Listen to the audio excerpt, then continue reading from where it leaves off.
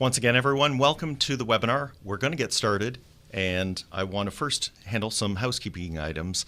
I want to first make everyone aware that we are, of course, going to be recording this webinar and making it available to you.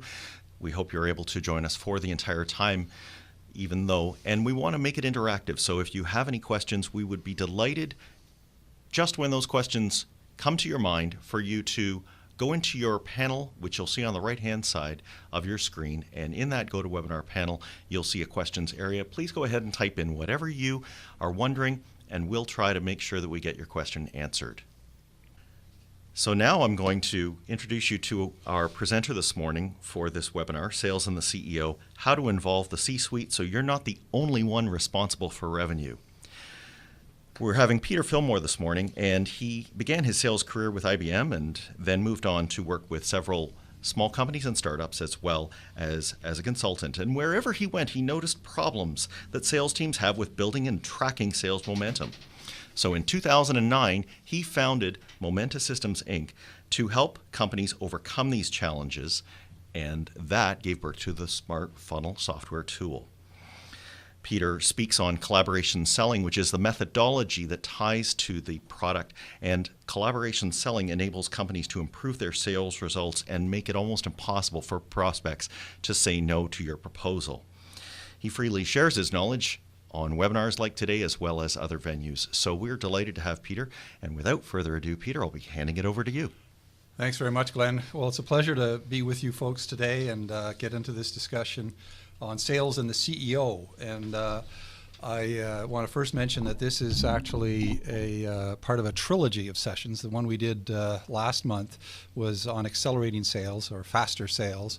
And the one we're going to do next month is on forecasting. So these three things fit together. And today we're talking about one of the questions that I often get asked, which is how do I deal with a CEO? Most of my questions come from people that are sales managers, sales vice presidents in small or medium companies. So how do I work with my senior executive, the CEO, most of the times if they don't have a lot of sales experience or if they have certain ideas about how to direct sales and we're not quite on the same wavelength. So we'll go through some suggestions, things that I learned over the years on how to do that. So this is a tale of two roles, and we'll just get right into it with a series of topics that I wish to discuss. Okay, so I'm going to go back to a seminar that I attended in California years ago where Michael Bosworth was one of the speakers. Mike Bosworth is the author of Solution Selling, one of the early players in inventing that whole methodology and widely publicizing it. And in this particular seminar, he had a slide that I thought was funny, and I remember it to this day. So I'm just going to share this with you to get a really key point across. So what is the average tenure of a VP sales? And Mike's observation was that from the research that he'd done, it's 22 months. So for one reason or another, a VP of sales is either asked to leave or they decide to leave their company. They give up in frustration. It is one of the most transient and toughest positions to handle in the whole career of jobs that you can do within the high-tech industry. So the next question is, what is the average tenure of a CEO? And lo and behold, the answer is 44 months. So the story here is that what tends to happen is if sales aren't good, the CEO can always blame the sales vice president. Great, so let's get a new guy. And so the idea is that the culture of accountability, the culture of getting results leads to a decision. If this guy can't get results, we'll replace the person, and by that personnel change, we'll have better results. Well, by the time you go through two of those cycles, if you're the CEO, the board looks at you and says, you know what, you're the problem. He's not the problem. Or she is not the problem. So we're going to change the CEO, and then we'll go from there. Now, I also got to say, I recall in one of the companies I worked with in a consulting role that the CEO said to me, my board is demanding that I hire a salesperson in New York City. Why? Well, we're in the financial market. We have to do something there.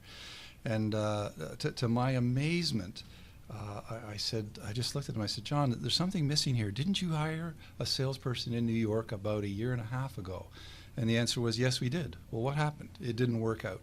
So in his particular case, we sat down and spent about a week and a half analyzing all of the things that needed to be done to generate revenue, and came up with the observation that most of the things that were not done were actually product management things. This company had a great product line in the financial market space. They had a prestige list of about 20 different customers. They could see 100 others, but they just weren't closing deals as quickly as they could. And it was not just the salesperson. So part of what I'm trying to get to here is to illustrate the point that in many ways, when people look at differences between people in the management team as to how to get results, the assumption is changing personnel is going to change the outcome. And I don't believe that's the first thing that you should test. There are other things that you can do to improve the outcomes in sales revenue, and we're going to get into that. So the other thing I want to just do here is reiterate, because I've basically bluntly said to you folks as an audience that there are situations that come up where one person says the answer is we're going to fire somebody, we're going to fire you, or we're going to fire somebody else. There are many contentious issues, even if it doesn't have to do with discontinuing someone's employment. There can be very hot arguments about this. And so I was very grateful when Glenn actually said to me, you know what, you should watch the movie Jerry Maguire, because this movie tells the story of a person who in that case was the CEO, basically the delivery person in a sports situation, a football player, who was trying to tell his agent what to do, and the agent was politely trying to turn around and say, you know what, I've got some ideas on how you should change your behavior. So the story I'm going to tell about the business environment of the sales executive talking to the CEO is many ways parallel to the Jerry Maguire story that Tom Cruise and Cuba Gooding did so well to play out that whole story.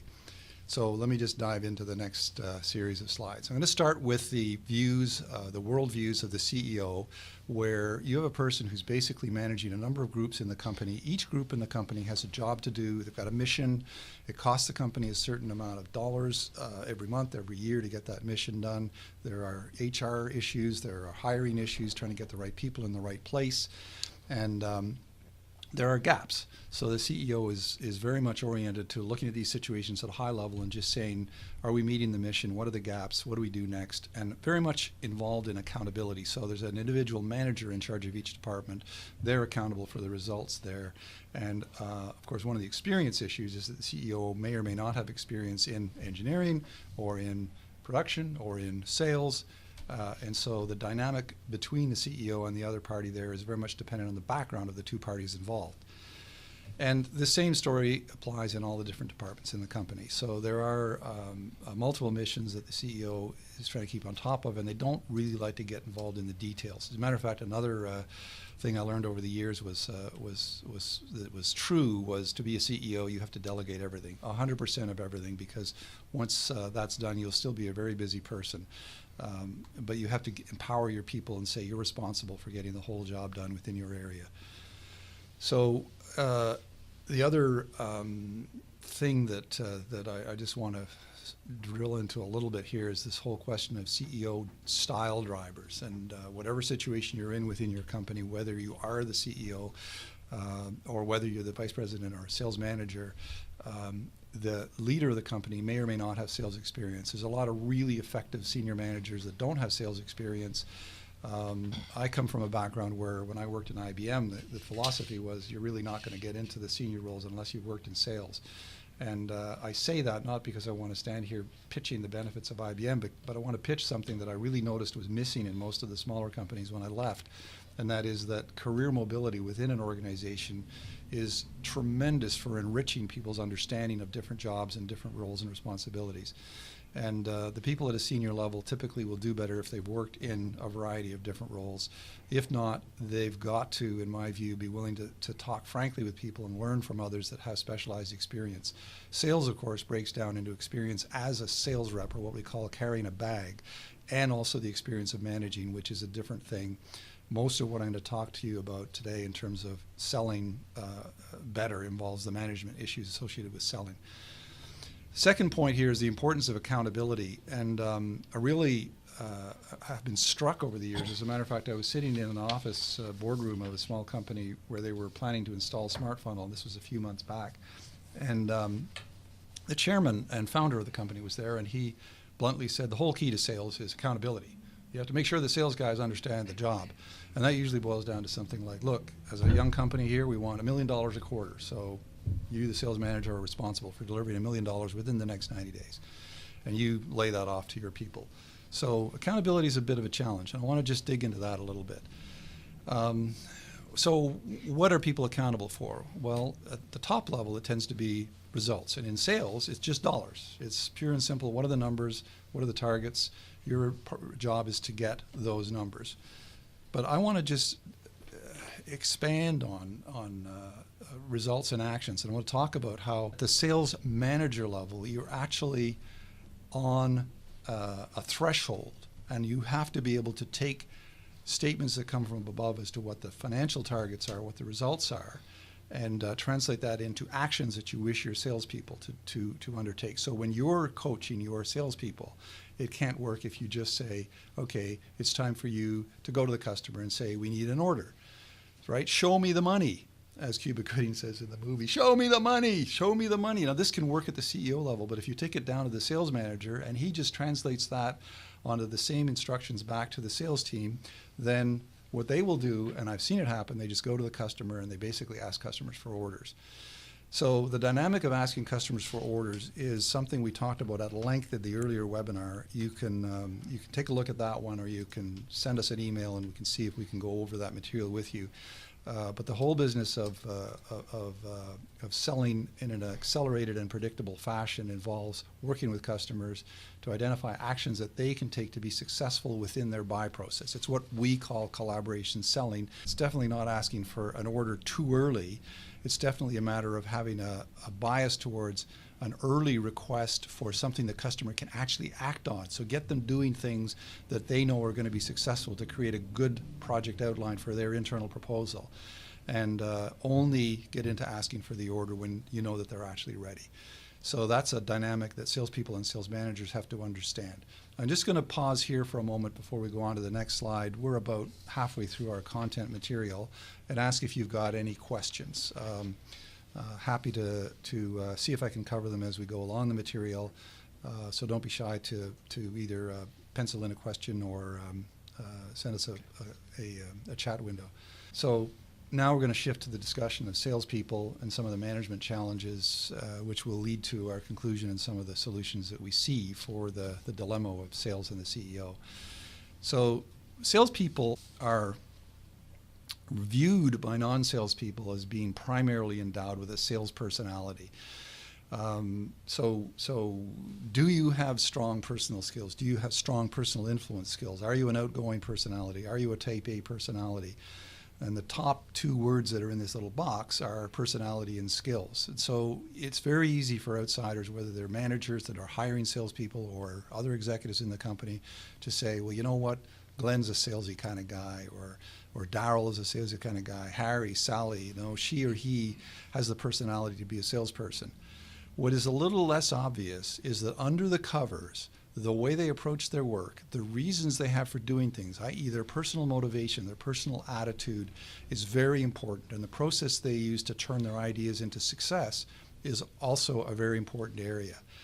And so the sales manager has to look at the anatomy of a salesman and say that the self-image of that salesperson and the exterior image may be personality and selling skills, but the interior things are the things that I also have to understand and work one-on-one with those individual characteristics of every salesperson. I also want to add another word about skills. I'm a great believer in sales training. I really have a high regard for the companies that do sales training, for the individuals that are sales gurus and spend time with you folks in various situations. I therefore want to encourage any company that wants better sales results to get sales trainers involved. We're not competing with them, by the way. We do some consulting, but it's mostly in the area of process design to work with the team you've got and help get the tools and the kit in place in terms of the process. So that's the anatomy of a salesperson. Now, with that in mind, one of the other big things that I've observed over the year, and again, I have to give credit to Michael Bosworth for this. So many people use the term solution selling nowadays, and they often say, well, it's out of date, but still there's so much of it that applies. And one of the things that Mike mentioned was that there's an 80-20 rule within a group of salespeople. I've portrayed 5 of them here to just say typically one of them will easily exceed their targets, however high you set the bar. The natural salespeople are eagles, and they will tend to be successful, and they'll figure out all of these external and internal parameters, customer dynamics, customer politics, as well as product line shortcomings or whatever you have internally within the company to deal with. The rest of us tend to be journeymen, and so there tends to be some people that can meet their targets, others that are chronically below targets, and one of the dynamics that comes up when you have people like this is that someone says, well, if we just change the salespeople, we'll get better results. And I don't believe that works. I think the first thing to do is say, you know what, if we change salespeople, what does that cost us? Well, we let somebody go, we hire somebody else. We have the situation such as my friend had in New York City, where the person that he hired had to be let go. So what is the cost of bringing a person on board, having them be ineffective for a year? Well, it's going to be anywhere from $50,000 to $150,000. So the question has to be asked: what is it that is separating us from our targets, and how are we going to get to where we want to go? The other thing is, a lot of salespeople that are very successful in other environments will come to you, you'll hire them into your environment, and they're not successful. And it's because of some differences in your market, your product line, and your company readiness. And we'll get into that.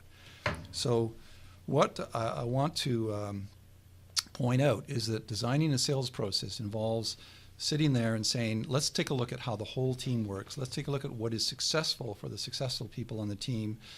Let's take a look at where we're losing ground in some situations. Let's take a look at why we have stalled deals, and make it basically one of the best management techniques that I learned years ago was to sit with a blank piece of paper and say, on the left side, how can we win? On the right side, how can we lose, or why are we losing?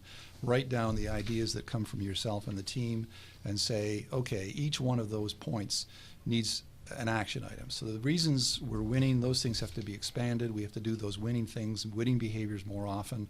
The reasons why we're losing, we have to expand on and say there's got to be an offset put in place.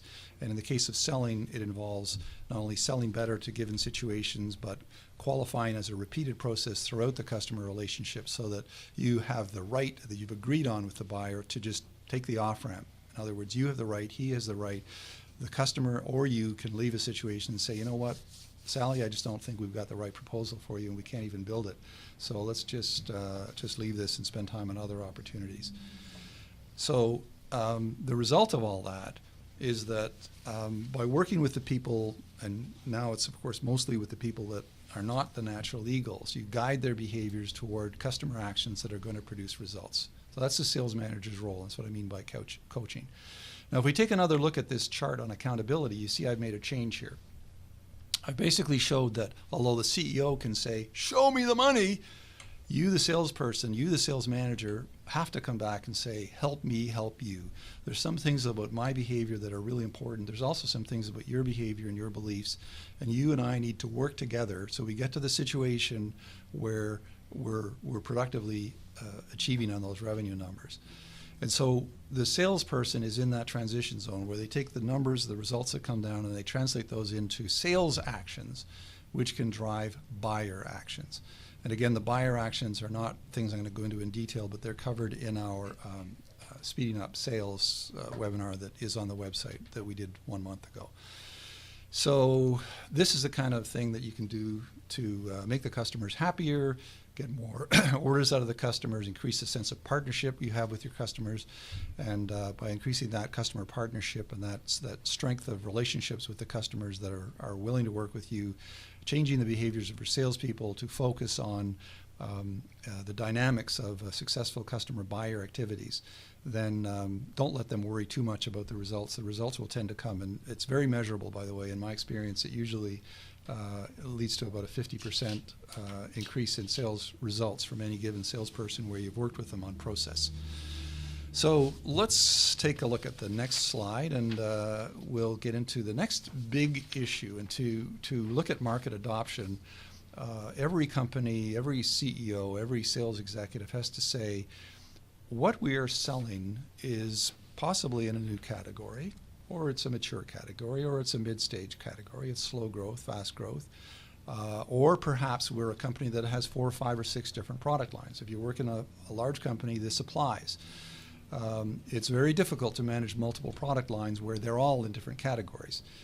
Products that are in hot demand tend to be in what's called a tornado market. I'll go into that in a minute, but the tornado market is characterized by customers calling you and saying, I want 10 of these or 20 of these. Markets like that have been the market for routers, for example, and I like to use the story of never hire a guy that's been successful selling Cisco routers, because you probably don't have that kind of a hot market. Hot markets nowadays might be a salesperson selling for Salesforce.com, so right in the center of the cloud revolution with a hot company and a hot product.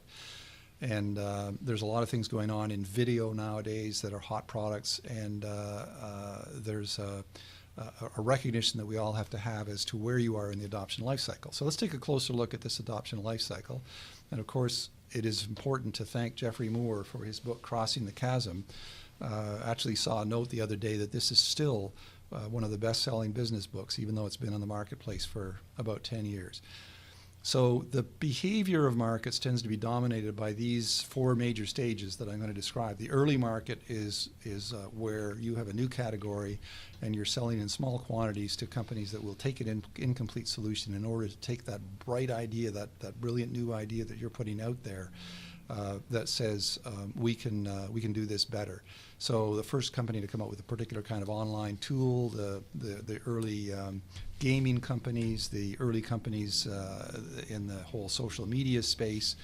LinkedIn is very popular nowadays. Of course, I've got a lot of activity and interest in working with LinkedIn, and yet years ago it was just an unknown, right? Google was an unknown.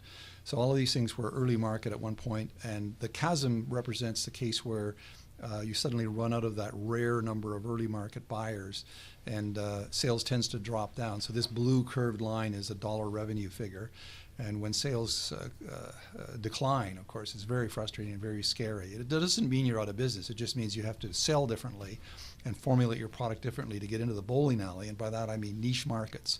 So when you're selling to a niche market, the sales activity is different. And again, my context here is not to explain everything about market dynamics, but to say that these different stages require different selling skills and a different sales approach. So the company management team has to think about this. Where are we with this particular product line? And if this product line is one of many, are there conflicts within the sales team about the ease with which they can get orders for the hot tornado products versus the difficulty of getting orders in the early market, even though they're so strategically important? And it is important in the bowling alley to get a good solid number of people in a niche market. If you sell, for example, a financial package and you're selling it to law offices, you better just really get good at doing that within law offices. And don't get distracted by the major corporations or even the dental offices or the medical offices. They're all niche markets which have different product requirements. So the tornado, of course, is what happens when a product category broadens out from niches, and suddenly, rather than, let's say, a spreadsheet just being used by a financial planner, every manager on the planet wants to use a spreadsheet to do their budget. And so then spreadsheets become a tornado product. How many millions of managers are there in the world, and what might have been sold to 5,000 or 10,000 people is now in demand across 30, 40, 50, 100 million people, especially when the platforms to run them became affordable. And then the last category, of course, is Main Street. We won't get into that too much, but it has a different sales style and a sales requirement than the other three categories, or the other three stages of all this category stuff. So let's take a look at a little different view of this. And this particular chart takes that crossing the chasm curve and talks about the different buyer types. And if I just take the word buyer and go across the chart to the right, you have the visionary personality who seeks a competitive advantage, and they have a career motivation in doing this. I've actually asked people, and you should do this yourself, why is it that you're interested in putting this technology into your company? And the visionaries will say, it's for my career. I'm doing it. They're very open about this. This is exactly why I'm doing this. I'm going to get promoted if this works. I'm going to be very careful to understand that what you're doing with your new product category has some risk to it, but I think we can manage that risk. And of course, I won't make the results too high profile until we prove out what we can do. We'll work through proof of concept stages and those kind of things to manage risk. The second buyer type in the niche market, and this is the critical phase of creating a successful company, is looking for urgent pain removal. They're less risk oriented, but they have a problem to solve, and they will say, you know, in our company we've got to solve this problem. I'm not doing it because I love risk. I'm doing it because I'm a firefighter. There was a call and I'm going to go put the fire out.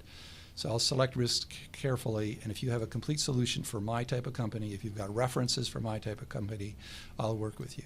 So the point I want to make is these two things tend to have, these two stages of the adoption cycle tend to have salespeople who are more than salespeople. They're also experienced at product management, they're experienced at business development, they're experienced at working with partners to get another companion product that might be necessary to have that niche market folks be successful. And so their skills are going to be very valuable. The next part of the market, stage 3, the majority, when this is a big switch, right? The market switches from a value-based sale to more of a commodity sale. People that used to buy personal computers, one or two at a time, are suddenly calling you up and saying, "Hi, I'm the IT executive of General Electric, and I'd like to put in 400 personal computers." Whoa, that is terrific, great news. How do we address that marketplace, and how do we compete in that marketplace? It's a totally different sales exercise. When you're hiring salespeople, by the way, I want to point out that most of the people with terrific-looking sales resumes will have recently been in a tornado-class growth market, and so they can have things that say, "I sold $18 million worth of stuff for so-and-so over the last 2 years, and I had sales results growing by 60% a year for 4 years in a row." And those are the hallmarks of the marketplace and the company. They're not necessarily the hallmarks of somebody who's going to be successful with your particular sales problems. So the last group I'll just jump to is the laggard group. In the mainstream marketplace, you get buyers who basically only buy things when they really need to, or when somebody in the company says, "You got to buy this," and their motivations are more a matter of personal comfort. In summary, the salesperson ideal for an early market is a product manager, or somebody that has product management in their background. So if you're hiring, or if you're looking around the company for an internal transfer into sales, look for somebody that has a sales interest and a sales aptitude, but also has product management experience for the earliest stages of selling. If you're working with a niche market stages can go on for 5 or 6 or 7 years, by the way. This is not a short-term thing. Look for somebody that is comfortable and has proven results either working with product management or the biz dev things that involve talking to strategic partners, talking to companion products, working with customers to say, how can we formulate a better overall offer to meet your need? It's not just a product sale, it's an offer. So things like financing, things like other supportive issues that make the proposal successful are going to be part of that sale. The tornado sale is what we call just ship. And although it may not show, I made this window a little bigger to just sort of show that the bubble of people out there who have been successful in majority markets are usually a larger number of salespeople that might approach you looking for work at your company. And so the last thing I want to say is that in later stage markets, there's very much a commodity orientation. There's also a lot of people out there that sell based on relationships. I caution you about salespeople with those kind of skill sets. There's a lot of situations I've seen where the salesperson who comes to a company because of a number of relationships will truly be valuable talking to their old friends. But the old friends may say, "You know what, Harry, this new product you've got, I don't actually need it." So there's a danger there, and it's always best to work into those kind of relationships with a trial period of some sort to make sure that if you bring in that person, you verify that your product is actually going to be compatible with the needs of the relationships that your candidate has got with you.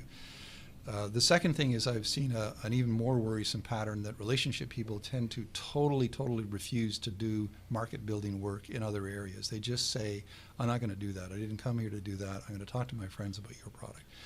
So when you get into having multiple product lines at different stages of this sell cycle, you find the relationships are not flexible in terms of how they can be used. So let's go on to the next slide. So forecasting, this is the last conceptual point, and we're now on the runway to a summary of the talk. Forecasting is traditionally done in B2B sales companies by having a list of opportunities, having the sales manager ask the salesperson, "What do you think is the % probability that this is going to close?" Or, "What's your confidence level?" And the answer is going to be something like, "I think it's 50-50. Okay, let's write that down. So 50% goes into a table. Or in the early days, it might be, "I think we've got a 30 or 40% chance." Well, these probability things and the confidence level things, I have found inevitably lead to sales forecasts which are inflated by about 100 to 300%.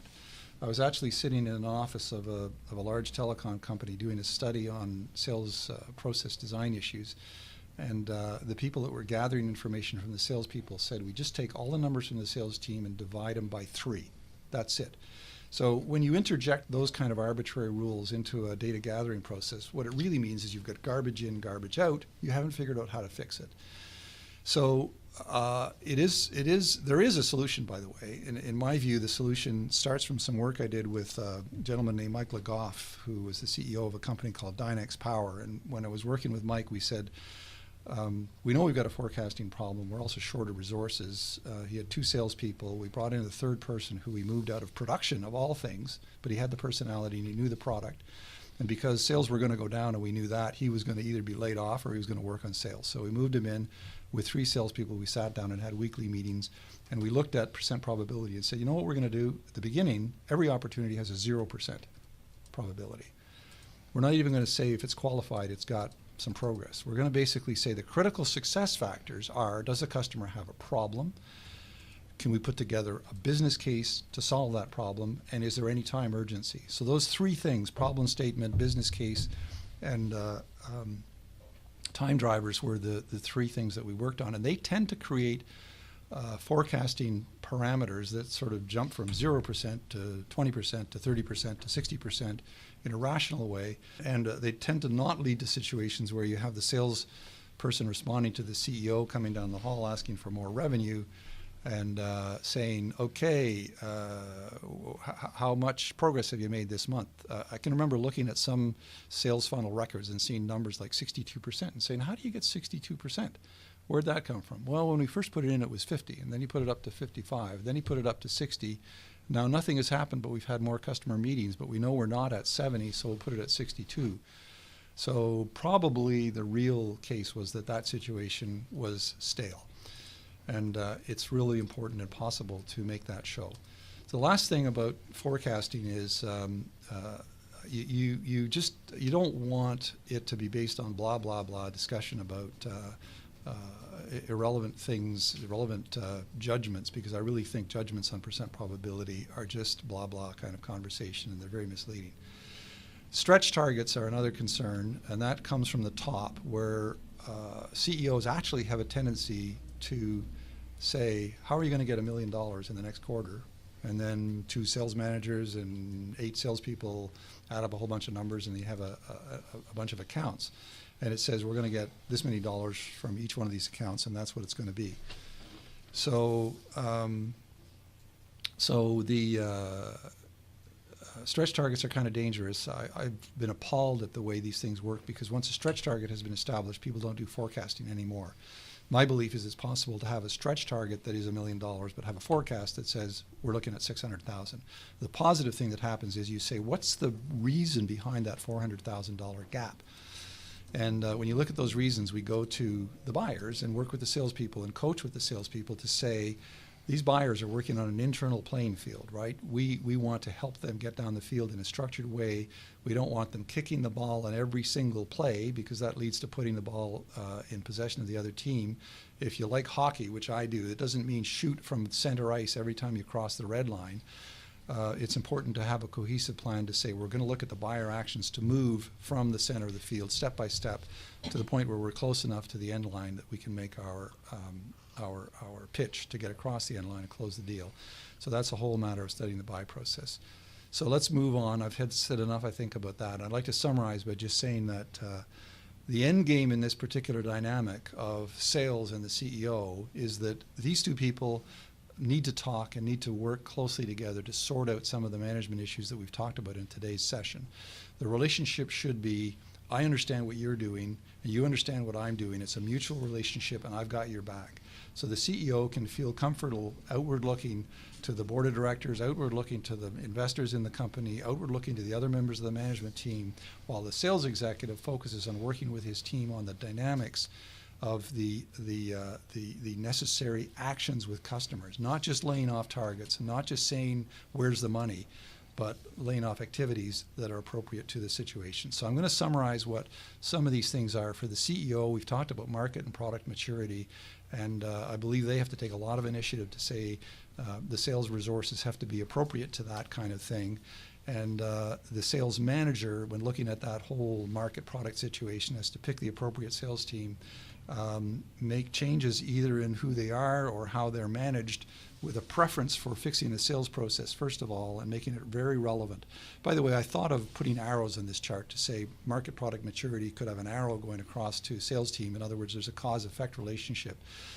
In fact, I didn't do that because there's cause-effect relationships all over these charts. But this list of things for the sales guy leads to, right, now that we've worked out what kind of team we need, and that by team I mean extended team, it's not just the salesperson. It's, do you need engineers to create proposals? Do you need technical support people to do demonstrations? Do you need the product manager to do demonstrations? So between product, engineering, and salespeople, we all work as a team. And it's important that the sales guy is qualifying situations properly to not only use his or her time successfully and effectively, but to use the time of the other members of the sales team.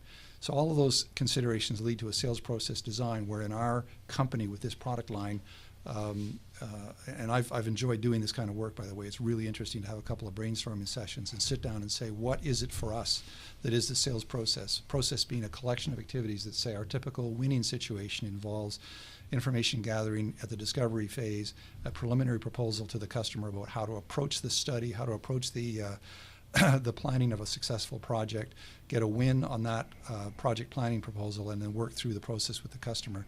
By the time you're done, you have one of these proposals that's very compelling. So the forecasting, we slip back across to the left. While the CEO is watching all this going on, he knows that the sales manager is providing a forecast based on customer actions and should understand that dynamic. It's not stretch targets. It's a pragmatic statement about which customer actions are actually happening and how they're going to lead to the financial results for the company.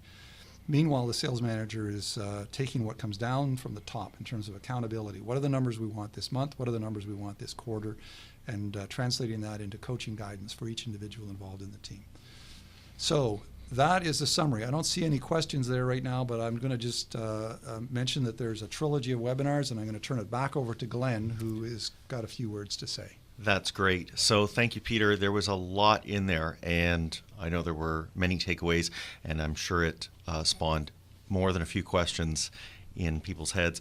One that has already come up, and I would encourage you again to type in any questions you have into the panel on the right-hand side. Just type it in, and we'll read it right off and have Peter answering it. One that someone asked from about 2 slides ago was, you had mentioned 3 critical success factors to selling, and if you would just mind repeating those for us, we wanted to make sure that we captured that.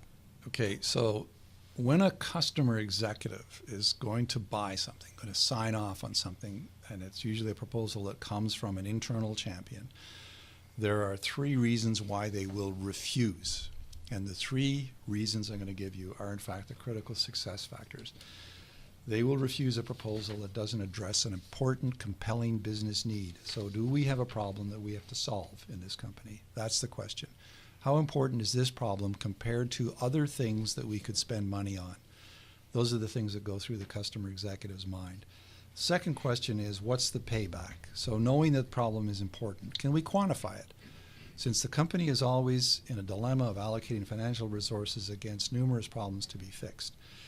And the quantification also may have to do not just with internal company dynamics, but the features of your product. So it's competitive in a sense that if there are others who sell a product like yours and you're in direct competition, you need to differentiate yourself in order to win that battle about the value of our proposition. And the third one is time drivers.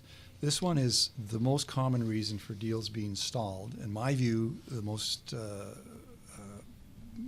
difficult thing I find for salespeople to do is get in the habit of asking questions about time and time drivers from the first meeting forward. So in summary, it's what's the need and how important is the problem, what is the pain, what's the value of solving that pain, and then the time.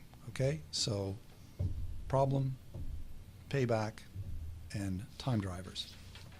That's terrific. So we are looking for any other questions that people have. I've actually just seen one come in. It has to do with the how how this might be done when you've got a sales VP who is dealing with a CEO who has no sales background. I was hearing you say early in the webinar that it seems that the sales VP, while they are coaching down, it's almost as if they're going to need to coach up a little bit as well.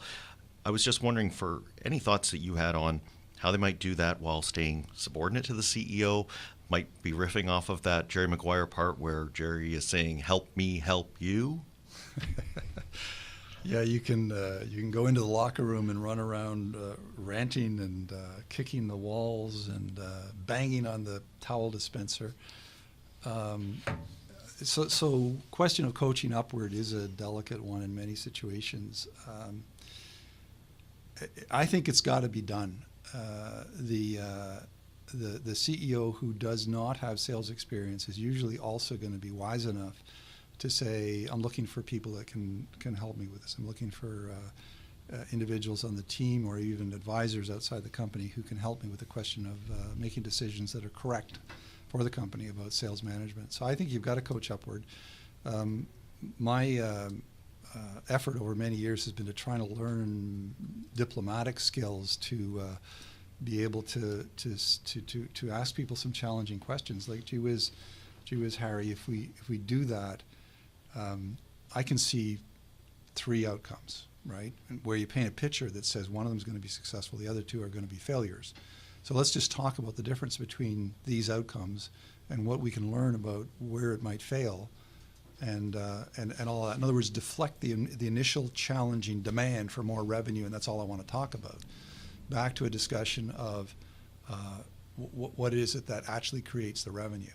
And in many cases, you do that by introducing the customer, the CEO, to a customer, and then having a meeting and then going back and debriefing and analyzing and breaking it down as to what's going on.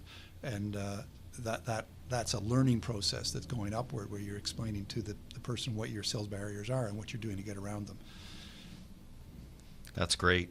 And I've also noticed when we were looking in the back half of the webinar that it seems like we not only need to be aware of the product market stage when it comes to who the VP of sales is going to be, but it sounds to me like the CEO has to be picked for that particular stage. And that brings it right up to the board. Would you agree that we kind of need to make sure that the ingredients for making this odd couple work kind of start up that high? They absolutely do. They absolutely do. And yet board dynamics are very political. I can remember being in one board presentation where I was asked by a CEO to put on a fully explanatory presentation of an issue. And it drove me nuts because we ended up having about 15 slides and the board hated it. And I kind of came to have that discussion with Rick afterwards to say, we should just do things like that with one slide and say, here's 3 or 4 points and here's why we recommend the following action. That's it. Any questions? So in that case, the analysis of sales barriers and sales problems was fully accepted by the board, but you really got to be careful how you deal with boards. And if I were a sales manager or a sales executive, I would probably just be thankful if I didn't actually have to go to board meetings. And okay, so it sounds like brevity, yeah. And it sounds like they can be involved, but it must be very well thought through prior. Yes, and boards, because they're investors or representatives of investors, are not approachable to having someone come along to try and teach them things. They're not there to be taught. They're not there to be coached. What you might do is look at the board and say, you know what, we have a problem in that there are no people on the board with sales experience. Have that discussion privately with the CEO. And my read on it is a CEO of a young company who has a bunch of board people that have no sales experience, when you're having sales problems, should acknowledge that he should be looking for a board member that has some sales experience. And that person, as a peer, can have some credibility carrying the debate forward with others. And I've seen that dynamic work, and seen that dynamic where, and I know one that I'm involved in right now, where the person with a lot of sales and marketing experience is influencing other members of the board to be patient while the company works through the correct things to get the revenue up. That's tremendous. We Can't agree more. We've got a quick question here about the methodology that someone might use. You've mentioned early on solution selling, Mike Bosworth, and we're looking at trying to find a way that this odd couple can actually agree on something. Would you suggest that they need to go down the road of looking for a sales methodology? Would you suggest a particular one? Is that a question from you or a question from somebody in the audience? I've got it from the audience. Great. Okay. From the audience. Excellent question. So we have a method that we call collaboration selling, which actually is built on a bunch of the central ideas in solution selling, modified by what I've tried to do over the years, which is to really simplify things and boil them down to their essence.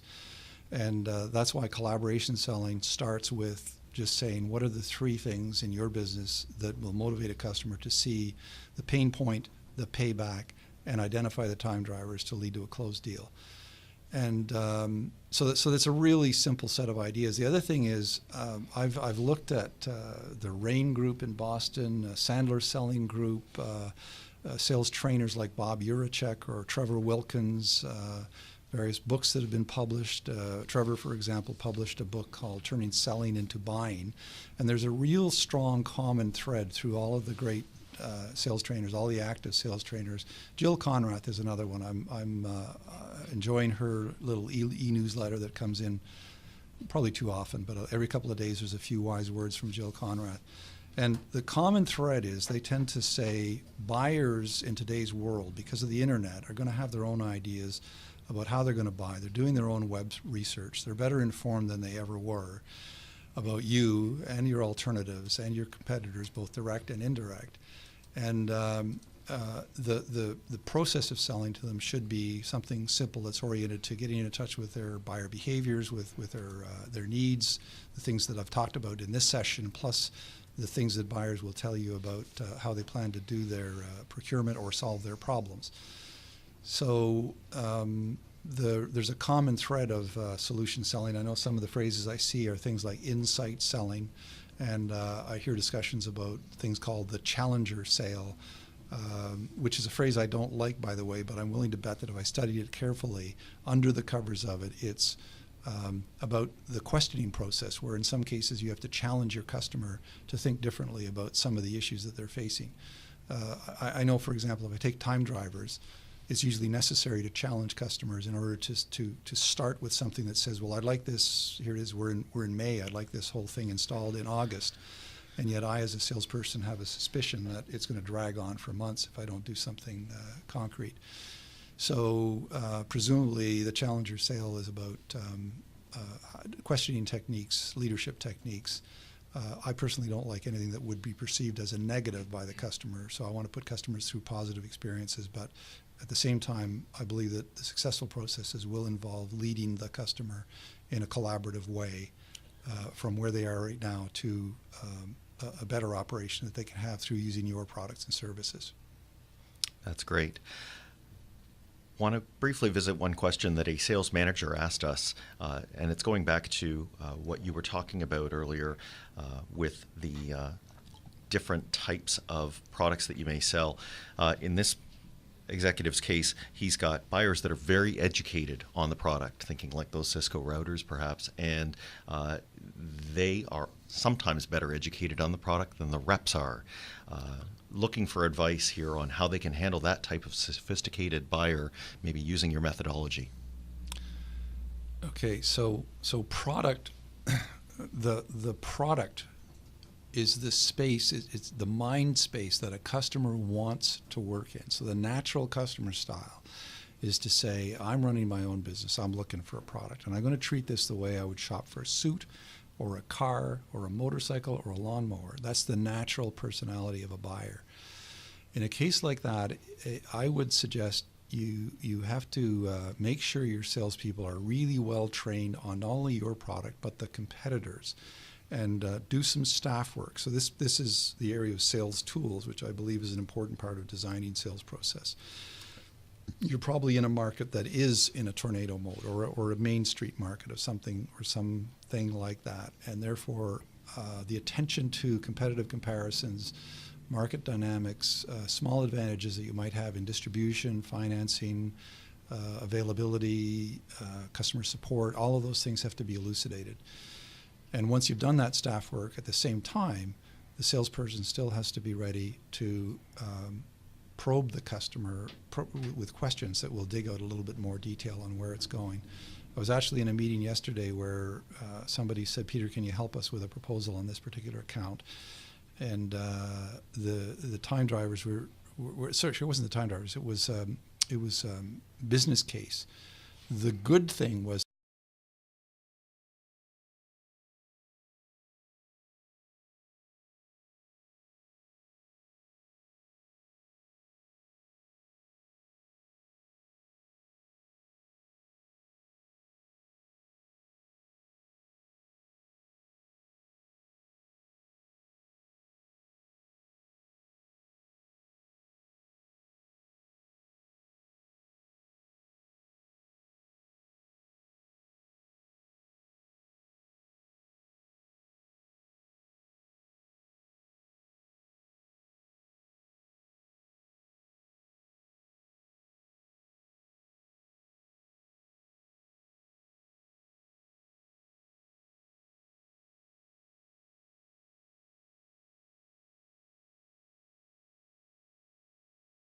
done. What do you call those things?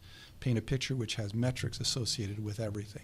Projects, people, trips, releases, sales meetings, product announcements, and so on. Perfect. No, that's a really good way to tie it. And those are also the metrics that anyone at a C-level or higher will be interested in seeing. I'm going to only be able to keep the window open for questions for another minute. If you do have one, that would be great. You had mentioned the buyers being able to access information. We all know that nowadays people are going online for that. And we imagine that marketing teams somewhere have to figure into the mix on putting out information that's actually going to help the salesperson. And I just wanted to ask you, before we close this, whether you wanted to bring in marketing for a moment, and is there anything that a sales executive should be doing in turning to their marketing group to perhaps augment or at least defend some of the work that they're trying to do here? To recap, the question is, should salespeople, sales managers be asking things from marketing? Well, that's because all the content that marketing produces is the content that buyers are using to research and start their product research for the decision. Absolutely, and there's a discussion that's been going on since Adam and Eve about marketing and sales often being at odds. And you get classic situations like, gee, was one of the marketing guys going to finish those brochures? Why can't the marketing guys help us put together a typical business case or something like that? So my answer to your question, short answer, would be take some real situations and build the tools that those situations need. If you find that you're having trouble in the early stages of getting pain points developed, then get pain point development material and maybe even lock yourself and a marketing guy in a room for a day and write it. Otherwise, it tends to be something that's like a football. It gets passed back and forth without ever getting finished. Get a first draft of it into the marketplace, literally within 36 hours or 48 hours. That should be possible. Put it in somebody's hands as a letter and ask the customer what they think of it.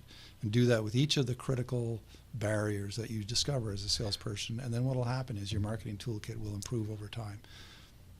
That's great, and it sounds like it may even knock down some of those objections. And I'm sure if done well, that salesperson is actually bringing questions that they've heard in the field back to the marketing person. So it can only make the content better for everyone involved, and including buyers. Yes. So I think it's a win-win. That's great. So if there aren't any final questions, I am going to thank everyone for staying on this. I think it's been a tremendous session in learning about how this odd couple can get along harmoniously and how a sales VP in today's environment can survive.